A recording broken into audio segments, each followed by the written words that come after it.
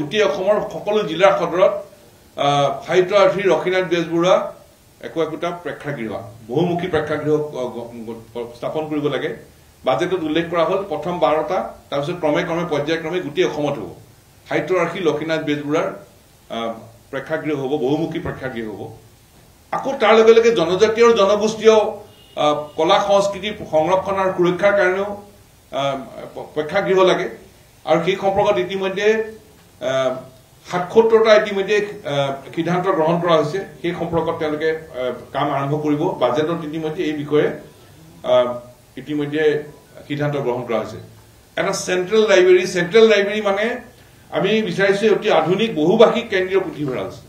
সব জাতি জনগোষ্ঠীৰ ভাষা সংস্কৃতি বিকাশৰ কথা আৰু প্ৰসাৰৰ কথা সংৰক্ষণৰ কথা গৱেষণাৰ কথা সেইটো ইতিমধ্যে স্থাপন কৰিবলৈ সিদ্ধান্ত হৈছে আৰু গুৱাহাটী চেন্ট্ৰেল লাইব্ৰেৰীৰ ওপৰত এইটো বেলেগ হ'ব ইতিমধ্যে তাত ডিপিআৰ হৈ আছে মাটিও সিলেকশন প্ৰক্ৰিয়া আৰম্ভ হৈছে সেইটোৰ জৰিয়তে আমাৰ অসমীয়া ভাষাৰ উপৰিও সকলো জাতি জনজাতি জনগোষ্ঠীৰ আমাৰ ভাষাৰ সংস্কৃতি বিকাশৰ কাম আৰম্ভ হ'ব আজান পীৰৰ দ্বাৰা ৰচিত জিকিৰ আৰু জাৰিসমূহ সংৰক্ষণৰ সিদ্ধান্ত হৈছে